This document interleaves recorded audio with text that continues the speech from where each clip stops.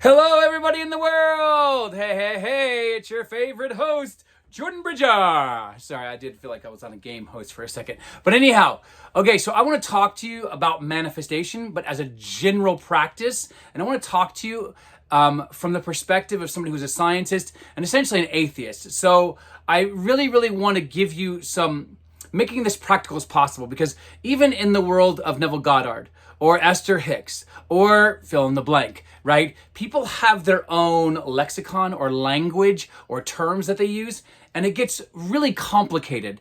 And yes, I think like manifestation, there are certain areas that can be complicated, but they don't have to be understood as being complicated. Okay, so I'm going to actually walk you through some general concepts and ideas from the work of Neville or manifestation in general, and then try to bring a little bit more clarity and science to it to give you steps, right? To actually help you understand what's really being said behind the language, okay? So for example, let's talk about Neville Goddard's concept of state, okay? Because the state is the only thing that manifests. But what is a state? So he actually defines a state as a body of beliefs. Now, when you hear a body of beliefs, that does not mean that you have one belief. Okay, that means you have a series of beliefs that are working together that may appear to you as one belief, but that are actually supported by many other beliefs that sound and look like it. Remember, like in grammar school, you had synonyms? That's basically what a body of beliefs are. So again, you have a belief that you're wealthy, boom. The next belief is going to sound just like that one.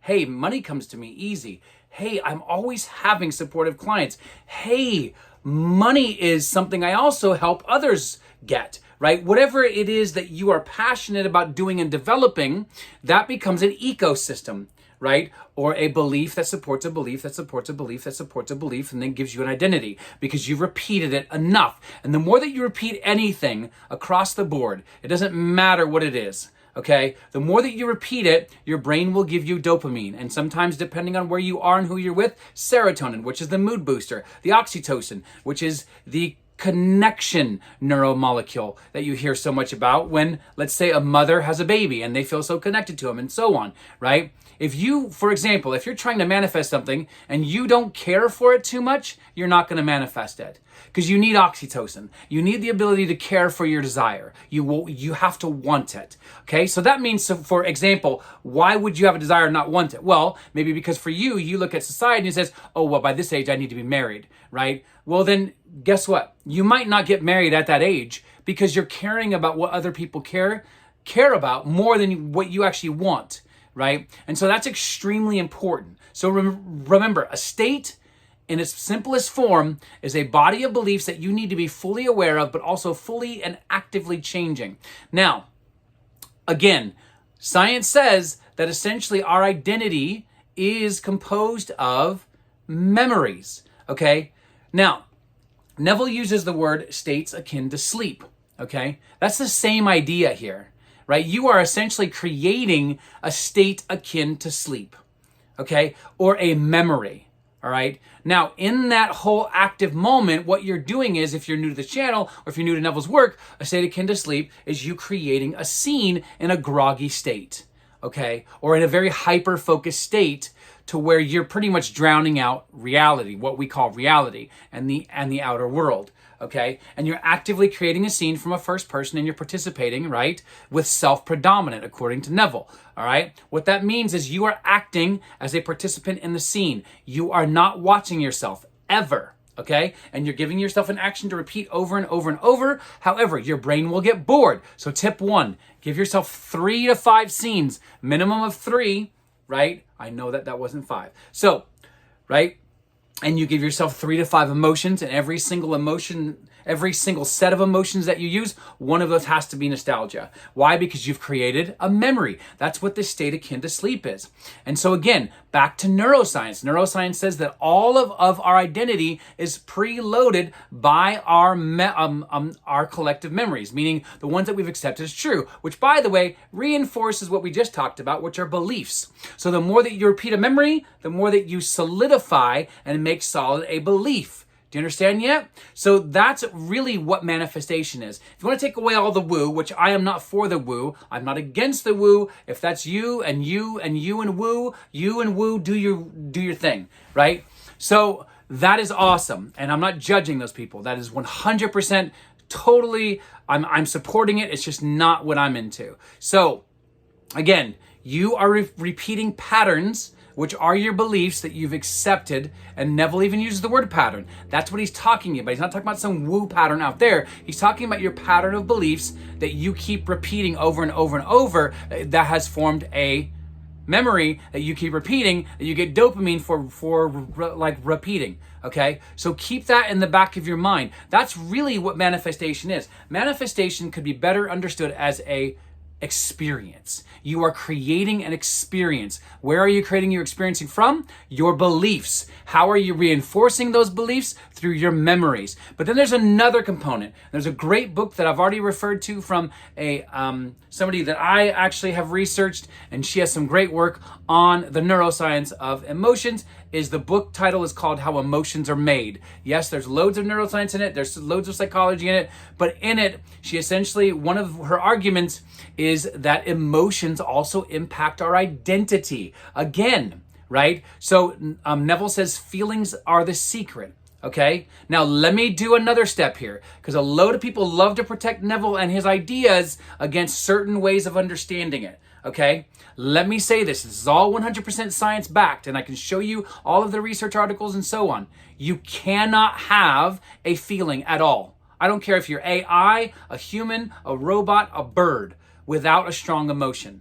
Okay, so why do I say that? Because even though Neville is saying feelings are the secret, what he's really arguing, and yes, he does say, actually, listen, I'm not talking about emotions, I'm talking about conviction. So even then, that sounds confusing. Because really what you should do is you should actually take his word feeling, remove it, and say conviction. I am this, I believe this, I accept it.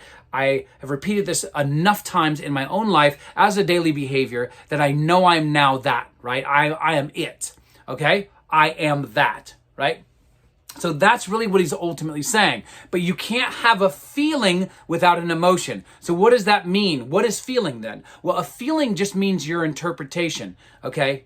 Because again, emotions themselves don't do anything other than feel, right? Meaning whatever you do after having the emotion is an interpretation. So feelings are the secret, meaning your interpretation. So what is Neville saying when he says that feeling is conviction? What he's saying is that you are repeating an emotion enough that you've now drawn interpretation from that emotion, so much so and made it so strong that it's now a conviction. Do you hear that? There's actually a 3-step here, right? That you've repeated the emotion enough that you've now, and it now has become a feeling. And the feeling is the interpretation of the emotion, which is, and the more you repeat it, becomes a conviction, which then pretty much becomes a pattern of your new I am. I am rich. I am loved. I'm accepted. I'm embraced. I am celebrated.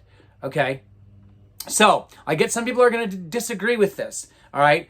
But to me, helping you understand this at the advanced level, not just accepting words on a page because somebody wrote them, actually, I think makes more sense, because then you can take your manifestation, or what I call experience, right, to the next level. Your ability to create through beliefs is what we do. And by the way, there's total science behind that, right? A really simple, dumb example is that if you're afraid of heights, and I use this a lot, right, is that you're never going to really step foot on a ladder.